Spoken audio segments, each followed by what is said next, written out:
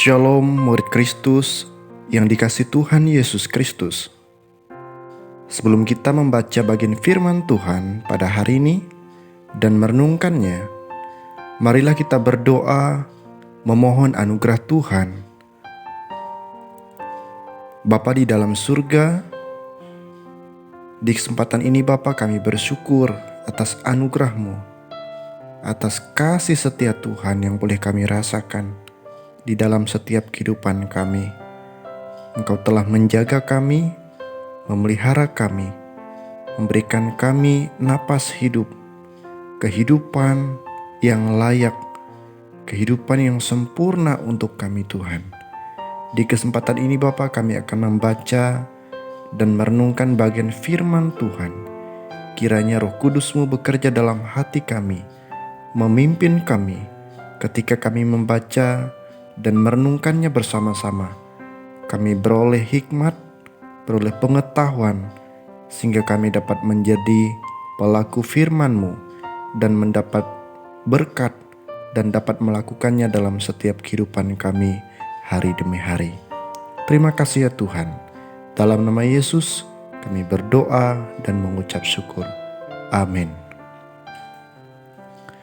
Murid Kristus yang dikasihi oleh Tuhan Yesus Kristus, saya mengajak kita semua untuk membaca satu bagian firman Tuhan yang terambil di dalam Kejadian pasal 1 ayat 26 sampai ayat yang ke-27, kemudian dilanjutkan dengan Kejadian pasal 2 ayat 7.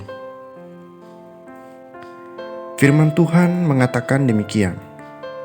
Di dalam Kejadian pasal 1 ayat 26 sampai 27, berfirmanlah Allah, baiklah kita menjadikan manusia menurut gambar dan rupa kita, supaya mereka berkuasa atas ikan-ikan di laut dan burung-burung di udara dan atas ternak dan atas seluruh bumi dan atas segala binatang yang melata dan yang merayap di bumi.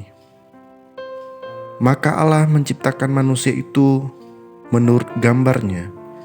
Menurut gambar Allah diciptakannya dia, laki-laki dan perempuan diciptakannya mereka. Kemudian di dalam Kejadian pasal 2 ayat 7, ketika itu Tuhan Allah membentuk manusia dari debu tanah dan menghembuskan napas hidup ke dalam hidungnya. Demikianlah manusia itu menjadi makhluk yang hidup. Demikianlah pembacaan firman Tuhan, dan saat ini kita akan merenungkannya. Murid Kristus yang dikasihi oleh Tuhan Yesus Kristus.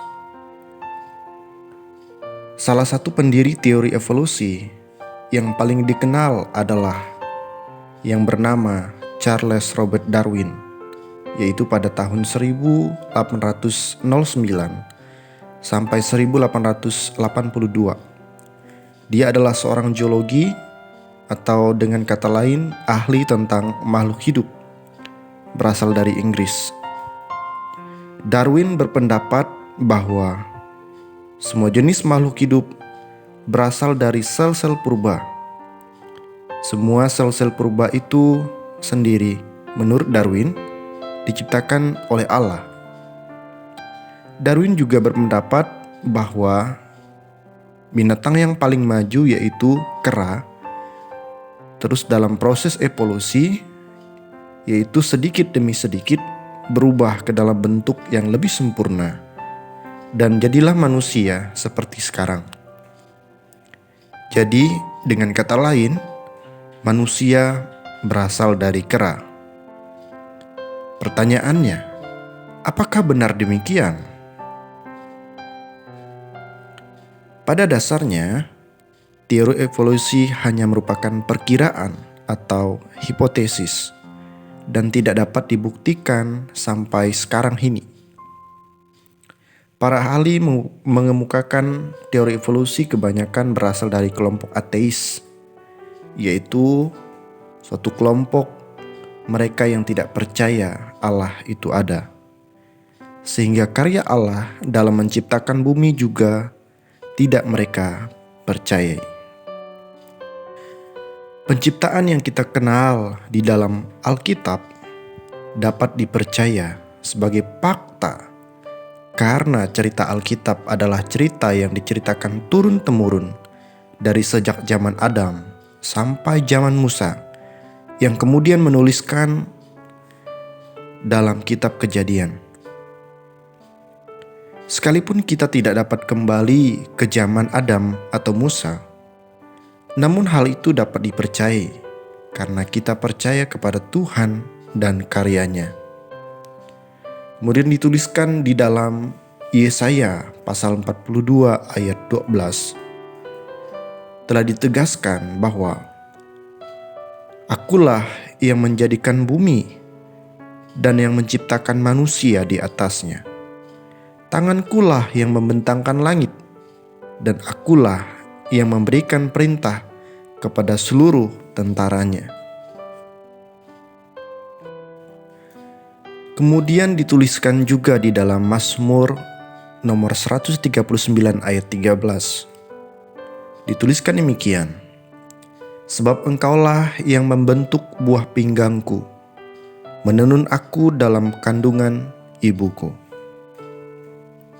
Nah, murid Kristus yang dikasihi oleh Tuhan Yesus Kristus, sangat jelas bahwa setiap manusia yang terlahir ke dalam dunia ini adalah ciptaan Tuhan, dan kita bukanlah manusia yang berasal dari kera yang berevolusi menjadi manusia.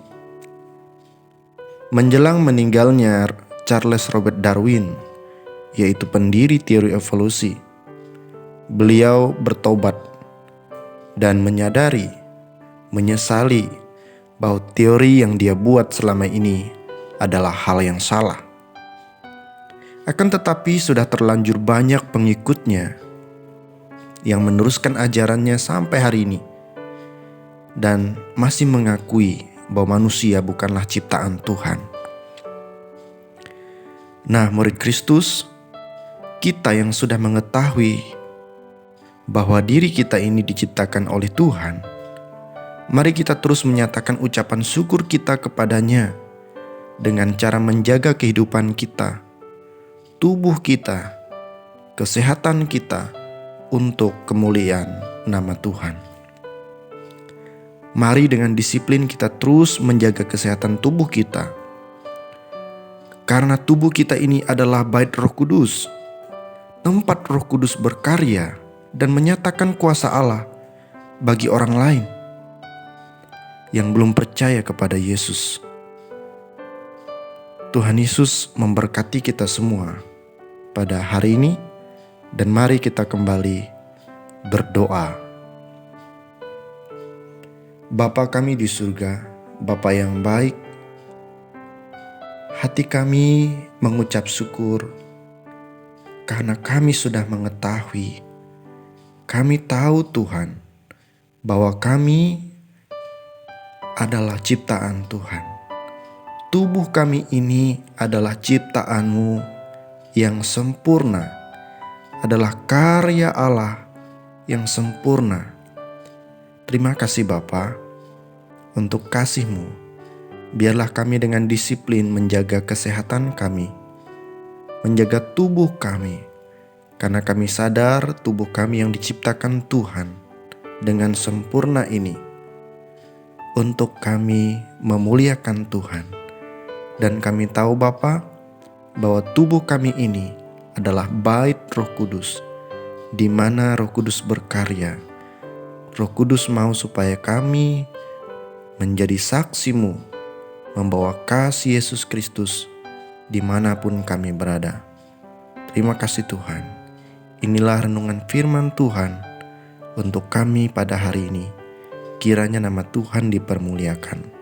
Dalam nama Yesus kami berdoa dan mengucap syukur. Amin.